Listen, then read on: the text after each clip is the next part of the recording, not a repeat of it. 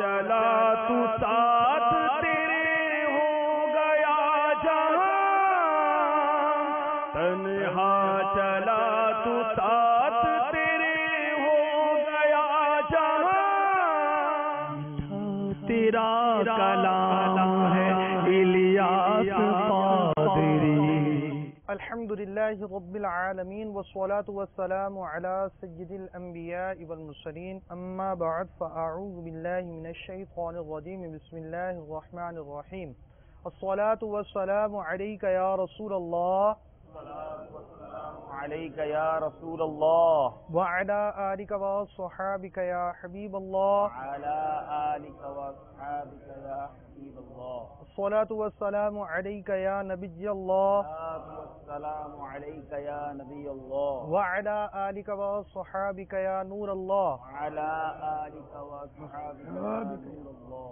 میٹھے میٹھے اسلامی بھائی اور مدنی چینل کے ناظرین، سلسلہ امیر اہل سنت کی کہانی انہی کی زبانی میں اس وقت سفر مدینہ کے حوالے سے ہمارا موضوع جاری ہے، اور امیر اہل سنت کا سب سے پہلا حج جو 1980 سنہ عیسوی میں ہوا، اس سفر مدینہ کے اندر پہلے حاضری مدینہ ہو چکی اور حج بھی ادا ہو چکا، اور ایک بار پھر عزم مدینہ ہے۔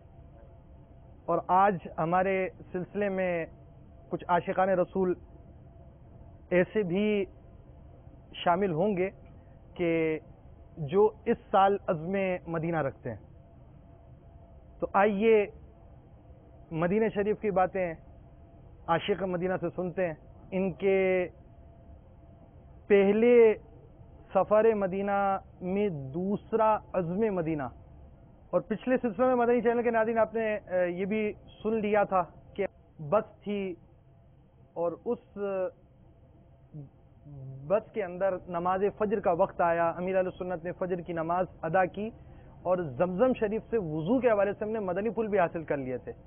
اب دوبارہ یہ گاڑی مدینہ شریف کی طرف حاضر ہو رہی ہے۔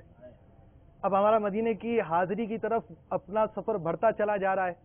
ٹھہریے، ہمیں اکیلے مدینے نہیں جانا، ہمیں باپا کے ساتھ مدینے جانا ہے۔ آئیے امیر اہل سنت کے اس سفر مدینہ میں تصور میں مدینے چلتے ہیں۔ باپا ہمیں بھی مدینے لے چلیں۔ الحمدللہ رب العالمین والصلاة والسلام علی سید المرسلین، اما بعد فاعوذ باللہ من الشیطان الرجیم، بسم اللہ الرحمن الرحیم۔ الصلاة والسلام علیک یا رسول اللہ، وعلی آلک وصحابک یا حبیب اللہ، الصلاة والسلام علیک یا نبی اللہ، وعلی آلک وصحابک یا نور اللہ۔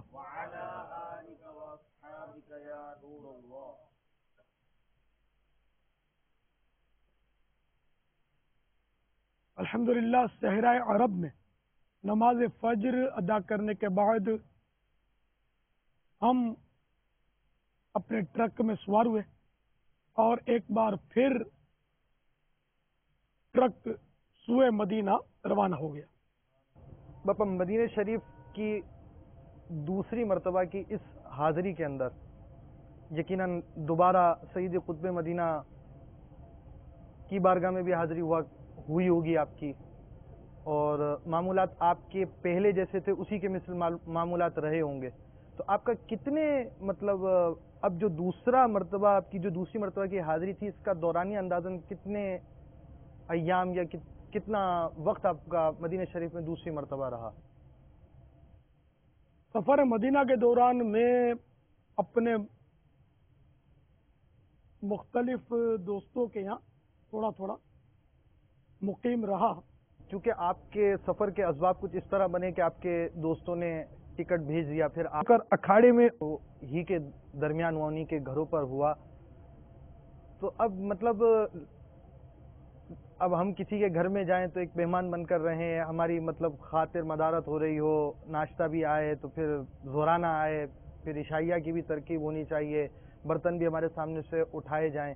تو کیا آپ کے اس طرح کا کوئی انداز رہا یا کبھی ایسی بھی کوئی صورت آئی کہ آپ نے بھی ہاتھ بٹایا ہو، کچھ کام بھی کیا ہو اور اپنے جو دوست تھے ان کے کچھ گھر کے کاموں کے اندر آپ شریک ہوئے ہوں؟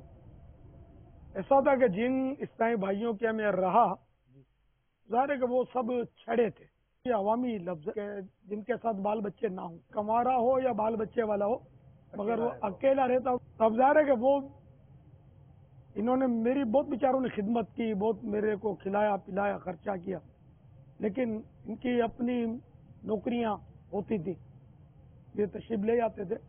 تو بعض اوقات یہ کہ برتن دھونے کی سعادت بھی ملی. کئی بار پانی کی قلت کی صورت میں جالون لے جاتا پانی کا، اور وہ بھر کے پانی لے آتا، اور اس طرح ترکیب بناتے تھے. ماشاء اللہ. اپنے ہاتھ سے کھانا نکال لینا، کھا لینا، یہ بھی ہوتا رہتا تھا. یعنی مدینے میں آپ مدینے کے برتن بھی دھو رہے ہیں اور دیگر کام بھی فرما رہے ہیں. عرض یہ ہے کہ دوسرے سفر مدینہ کی بات ہو رہی ہے. نارملی دیکھا یہ جاتا ہے کہ اگر ایک سفر کے اندر ہی ایک بار حاضری ہو تو اس حاضری کی کیفیت کچھ اور ہوتی ہے، پہلی حاضری جو ہوتی ہے. اور بندہ پھر عمرہ کرنے جب مکہ شریف آ جائے اور اب دوبارہ مدینہ شریف جا رہا ہے، تو اب مدینہ پاک جاتے وقت وہ بعض اوقات کیفیات نہیں بن پاتی، کیونکہ وہ پہلی حاضری کے وقت جو کیفیت ہوتی ہے اب یہ دوبارہ واپس جا رہا ہے. حالانکہ وہی مدینہ ہے، وہی راہ مدینہ ہے، تھوڑی دیر بعد مدینہ کا مطلب باؤنڈری بھی آ جائے گی. تو اب اس میں کیا کرنا چاہیے، اس وقت کیفیت کیسے بنے؟ ظاہر ہے کہ جو پہلی بار سفر مدینہ کرتا ہے اس کے جذبات میں، اور جو بار بار حاضری سے مشرف ہوتا ہے اس کے انداز میں فرق آ جاتا ہے. یہ ایک فطری امر ہے اور یہ سب کے ساتھ عموماً ہوتا ہے. یہ پہلی حاضری کی اپنی کیفیت ہوتی ہے، دوسری کی اپنی کیفیت ہوتی ہے. یہاں یہ کہہ سکتے ہیں کہ یہ بات صرف مدینہ منورہ یا مکہ مکرمہ کی اس میں تخصیص کیا، یعنی اگر ہم کبھی کسی بزرگ یا پیر صاحب کے پاس حاضر ہوتے ہیں تو جاتے پہلے تھوڑا سا آنکھوں سے آنسو بھی نکلتے ہیں، تو دو زانوں بیٹھتے ہیں، زبان بند ہو جاتی ہے، سر جھکا ہوا ہوتا ہے.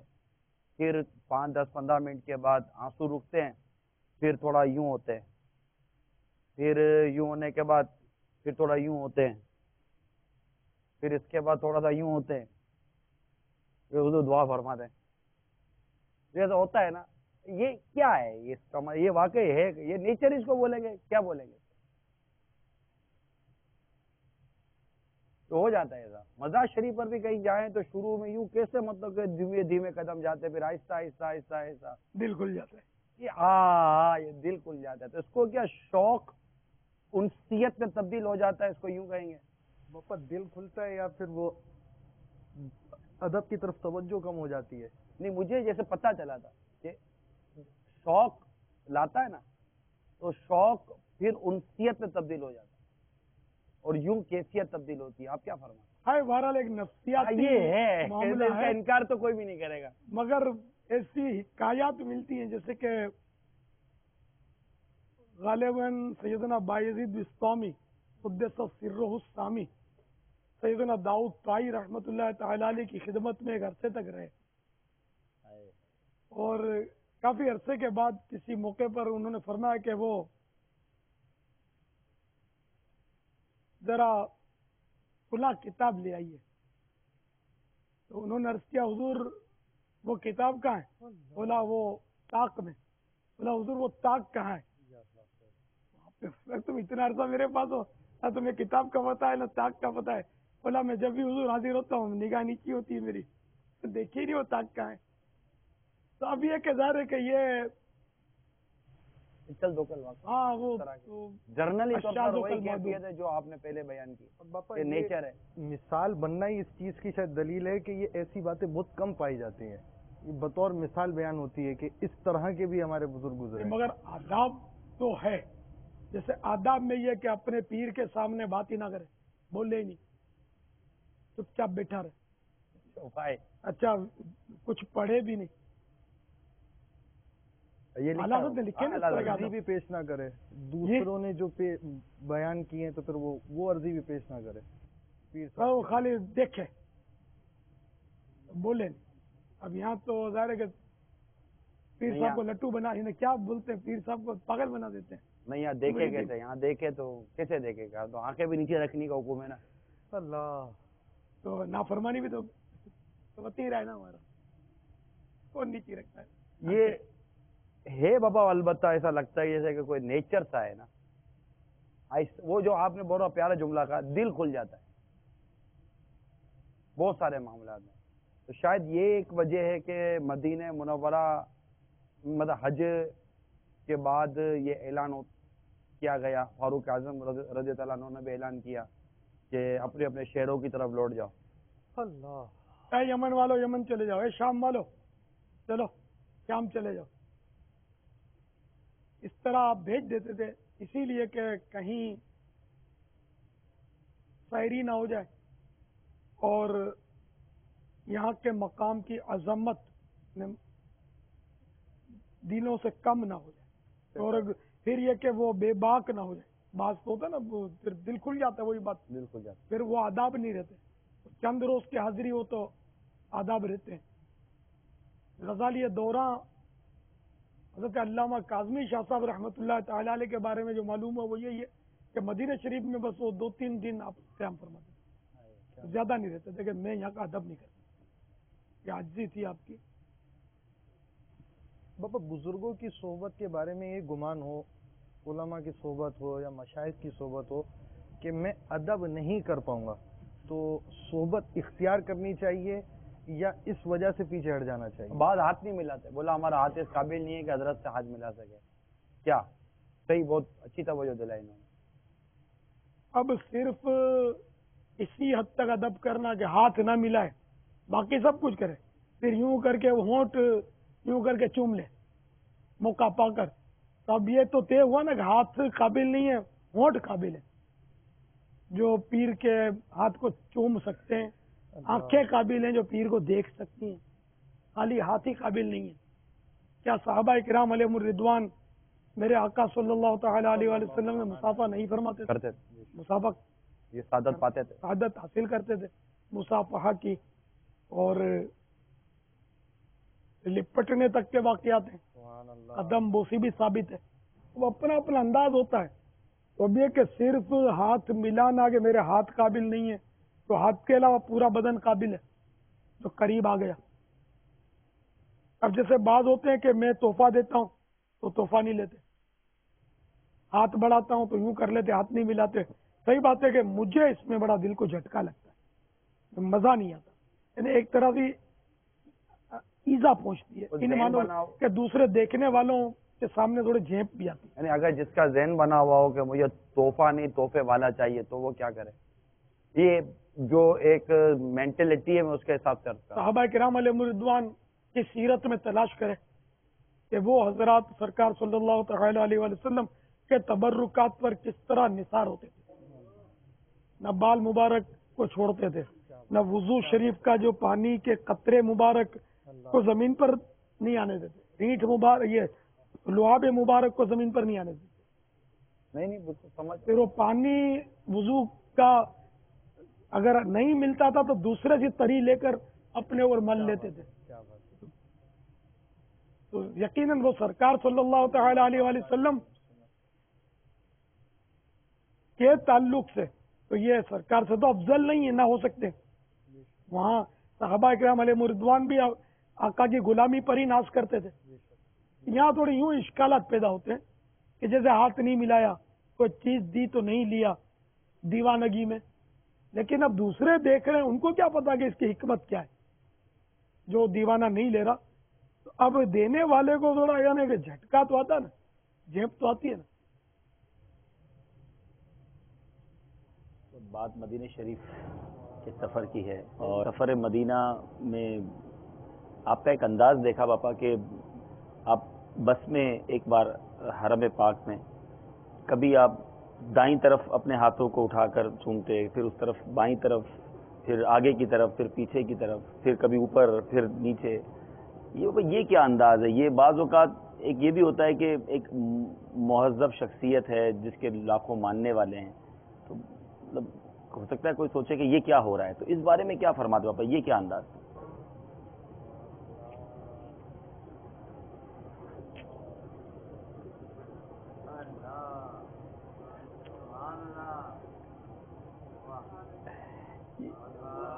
یہ کیا کیا کیا تھا؟ آگے کون تھا، پیچھے کون تھا، دائیں کون تھا، بائیں کون تھا، اوپر کون تھا، نیچے کون تھا؟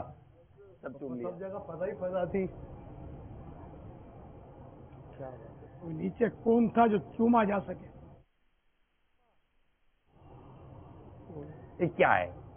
یوں یہ کیا ہے؟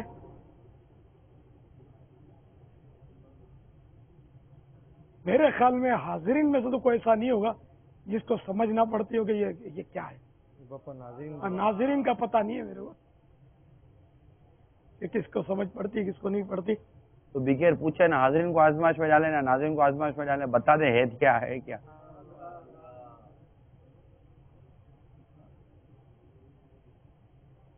ساحل پہ آتے آتے موجوں کو چوم لینا،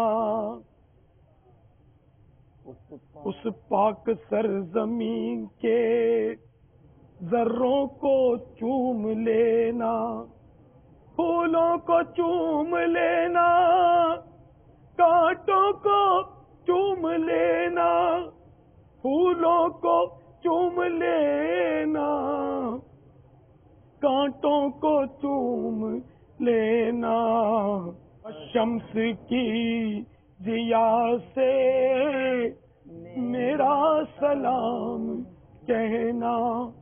تو اب یہ کہ لہروں کو کس طرح چومے، پھولوں کو کس طرح چومے، کانٹوں کو کس طرح چومے، ہواؤں کو کس طرح چومے، فضاؤں کو کس طرح چومے، تو بس وہ یوں سب کو چوم لیا پورا مدینہ چوم لیا. ہول سیل میں. سب آ گیا. کیا بات ہے. کہاں سے سیکھا ہے آپ نے؟ ابھی ہم جا کے چومیں گے تو ہم نے بھائی دیکھا کسی کو نا. یہ کتاب الفت میں پڑھا تھا. باپا کہاں اس ملتی کا ہے؟ مطلب کون یہ سے مطبوعہ مکتبے کہاں سے؟ کا ہے؟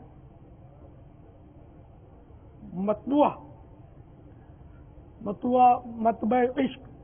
ہاں. مکتبہ عشق. کاتب کون ہے باپا؟ مصنف کون ہے؟ اس کا مصنف کون؟ مصنف محبت. کیا بات ہے. اس کو پڑھنے کے لیے کس کی کون سی آنکھیں چاہیے؟ عشق میں ڈوبی ہوئی. یہ پورا خلاصہ کیا بنا باپا؟ یہ محبت نے لکھا. عشق کچھ رہنمائی کرتا ہے. کیا بات ہے.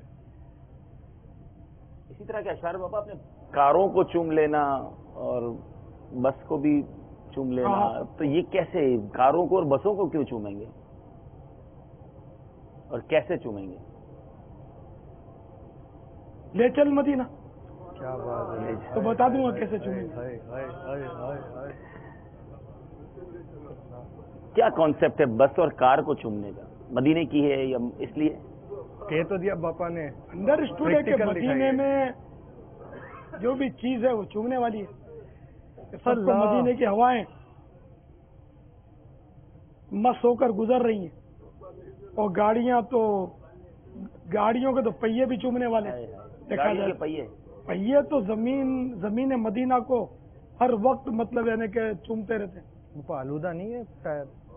آلودگی میں نہیں ہے یہ چیز؟ یہ آلودگی میں نہیں ہے اس کو کیسے اصل چومیں؟ جو یعنی کہ ہم کسی چیز کو ناپاک نہیں کہہ سکتے جب تک اس کی دلیل نہ ہو. صحیح. فتاوی رضویہ شریف میں یہاں تک ایک جزئیہ موجود ہے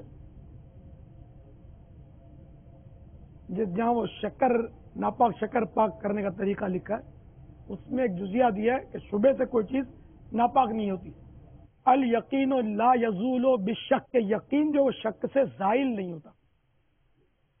تو اس میں لکھا ہے کہ اگر کوئی بیل کنویں میں گر گیا، کنواں ناپاک نہیں ہوا.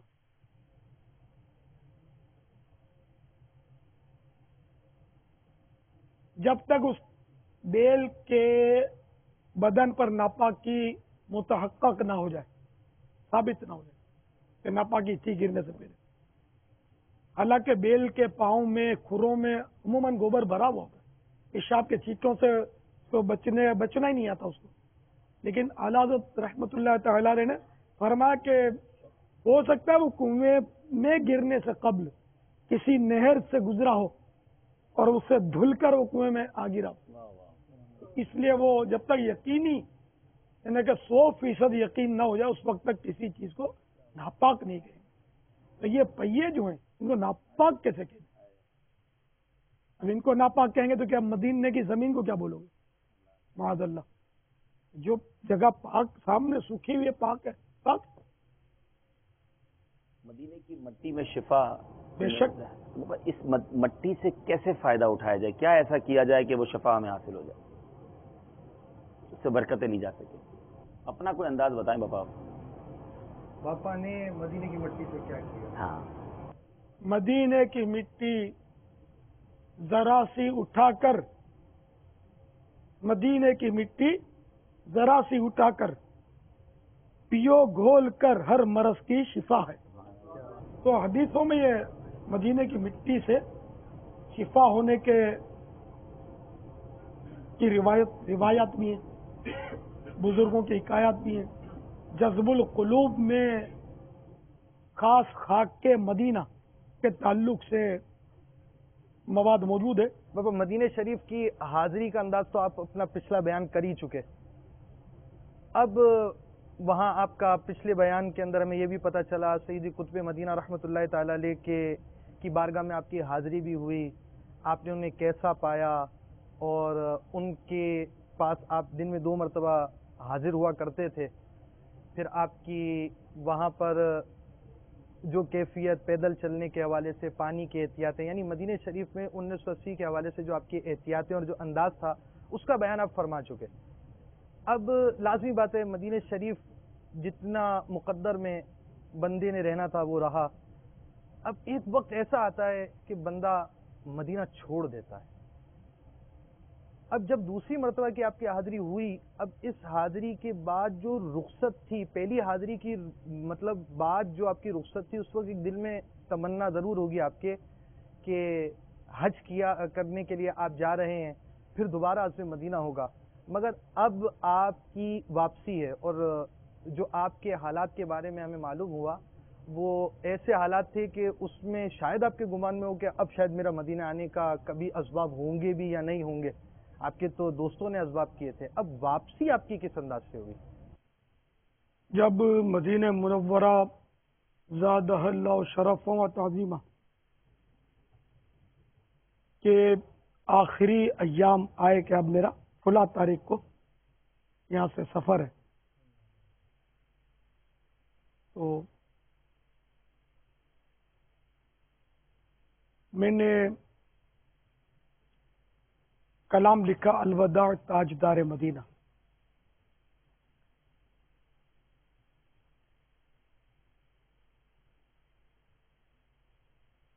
اور جب آخری حاضری کے لیے میں گیا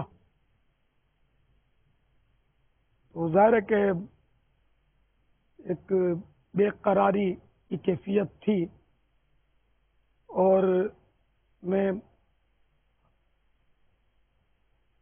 مختلف چیزوں کو چومتا ہوا جا رہا تھا. اب جیسے کہ پودے وغیرہ خوبصورتی کے لگائے ہوئے تھے، ان کو چومتا، پتوں کو چومتا، پھولوں کو چومتا. اس طرح چومنے میں اور بس وہ جھپٹ کے بھی چومتا تھا. میں چومتا تو ایک خار مدینہ نے میرے آنکھ کے پپوٹے کو چٹکی بھر لی، جس سے معمولی سا خون ابھر آیا اور بہا نہیں. اس طرح کرتے ہوئے میں مسجد نبوی شریف علی صاحب الصلاۃ والسلام میں داخل ہو گیا، سلام عرض کیا، الوداع پیش کی،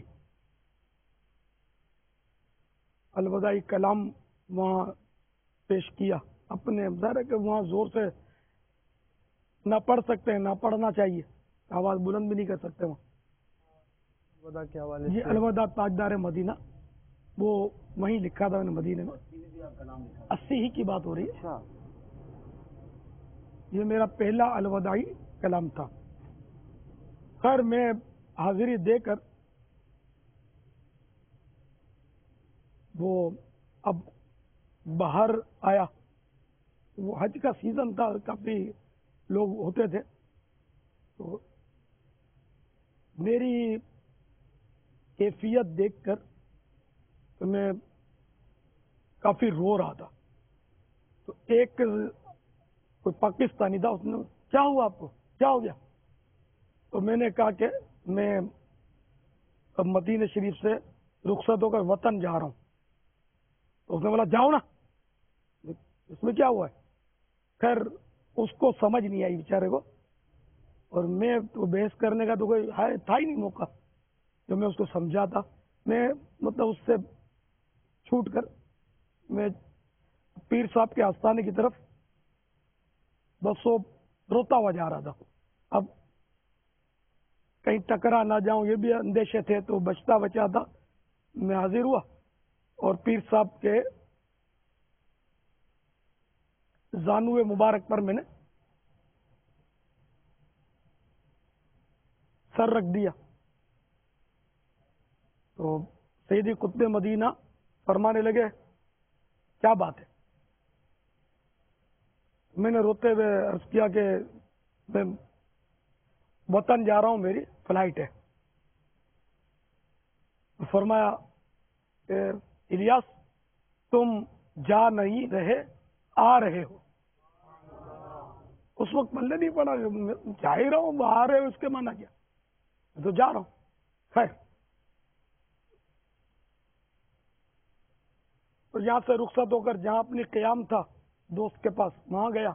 وہاں بھی کچھ جب جان پہچان ہو گئی تھی، کچھ دوست احباب تھے تو آ رہے تھے جا رہے تھے. میری فیلنگز اس طرح کی تھی کہ جیسے میت ہو گئی ہے، اور یہ لوگ تعزیت کے لیے آ رہے ہیں. میں سوچنا نہیں پڑتا تھا ملنے ملانے میں، بس تعزیت کے لیے سب لوگ آ رہے ہیں.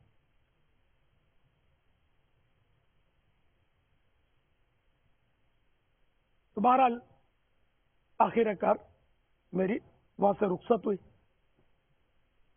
اور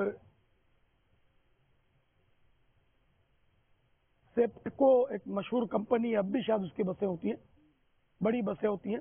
یہ اس بس میں بیٹھ کر میں سوئے جدہ روانہ ہوا. وہ رات کا وقت تھا میری روانگی کا. اب بیٹھے رہے اور اس میں وہ وقت بھی آیا کہ فجر طلوع ہو گئی. میں ڈرائیور کے پاس پہنچا. پہلے تو غالباً میں نے حاجیوں سے بولا کہ نماز کا وقت ہو گیا، کوئی ترکیب کرے، تو کسی نے کوئی لفٹ نہیں کرائی. میں ڈرائیور کے پاس پہنچا کہ فجر کا وقت ہو گیا ہے، بس کو روک دو. اس نے کہا روک، چلے جاؤ. میں واپس آ کر سیٹ پر بیٹھ گیا. پھر میں آسمان کو دیکھتا تھا تو اب وہ اجالا بڑھتا جاتا تھا، میری بھی بس حالت بری ہوتی جا رہی تھی. میں کیا کروں کہ بس روک ہی نہیں رہا تھا. پھر ہمت کر کے گیا اور لوگوں سے بھی مدد کا مطالبہ کیا. پہلی بار مدد کا مطالبہ کیا یا دوسری بار بہرحال کہ نماز فجر کا تو کوئی لفٹ نہیں کرتا تھا، کیونکہ یہ حج پڑھ چکے تھے نا. ایسا لگتا ہے کہ حج کے بعد نماز کا ذوق وہ تھا بھی ایسا وقت، وہ غفلت کا وقت تھا نا، نیندوں کا وقت تھا. پھر میں ڈرائیور کے پاس گیا تو میں نے اس کو بولا کہ فجر کا وقت ہو گیا اور طلوع شمس قریب ہے، چلو. پھر میرے کو بھگا دیا. اب میں بے بس، کوئی میرا تعاون کرنے والا نہیں.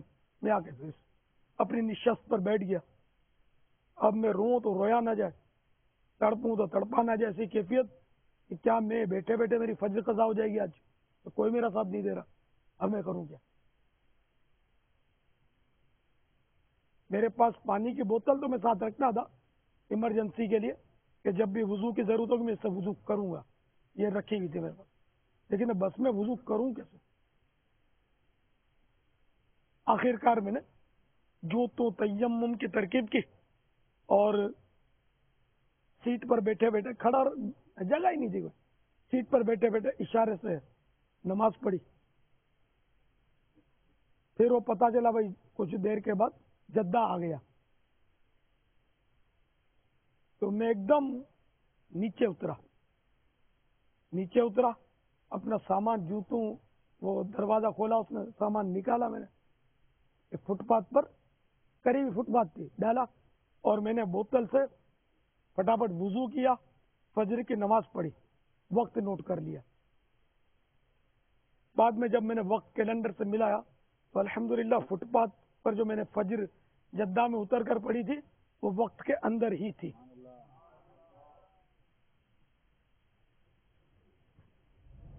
اب میں جلدی میں فجر کی فکر میں, اور یہ جلدی میں اپنی منزل سے دوسری جگہ اتر گیا تھا, ہمیں انجانا.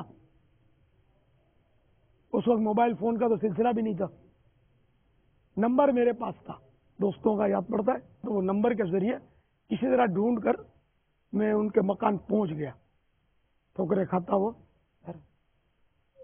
اور پھر بائی ایئر یعنی کہ بذریعہ ہوائی جہاز باب المدینہ کے مطار پر میں اتر گیا.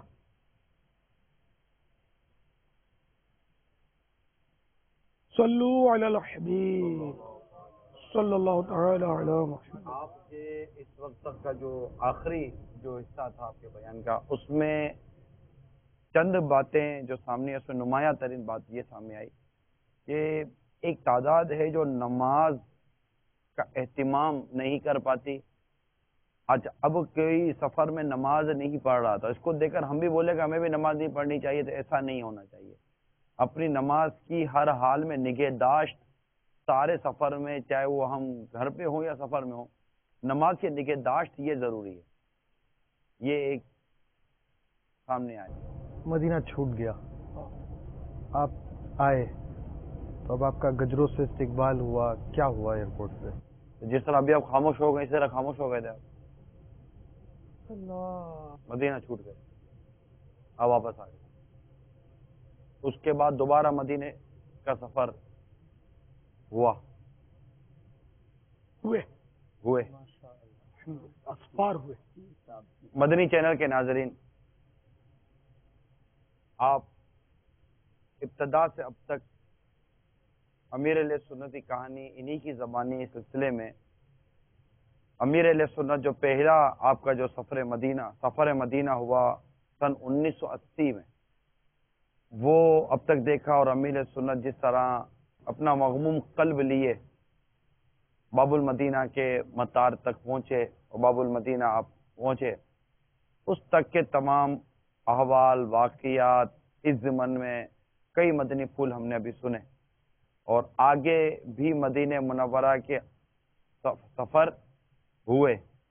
انشاءاللہ تعالی آئندہ سلسلوں میں ہم آگے کے سفر کے بھی احوال لیں گے, حتیٰ کہ چل مدینہ بھی دعوت اسلامی میں ایک یہ اصطلاح بھی آئی, اور پھر امیر سنت کے ساتھ کئی عاشقان رسول ایسے ہیں جنہوں نے سفر حج کیا, اور انہوں نے بھی سفر حج میں کیا کیا دیکھا. ہو سکتا ہے کہ وہ بھی کچھ نہ کچھ ہمیں وہاں سے مدنی پھول ملیں. اگلے سلسلے میں انشاءاللہ آئندہ سفر کے بارے میں جو 1980 کے بعد ہوا, اس پر امیر سنت کے واقعات معلوم کریں گے. مدنی چینل دیکھتے رہیے. اللہ تعالی ہم سب کو عمل کا جذبہ عطا فرمائے. غیبت کے خلاف جنگ, مسجد برو تحریک, شیطان کے خلاف جنگ. صلو علی الحبیب صلی اللہ تعالی علیہ وسلم. چلا تو ساتھ تیرے ہو گیا جہاں, تنہا چلا تو ساتھ تیرے ہو گیا جہاں, تیرا کلام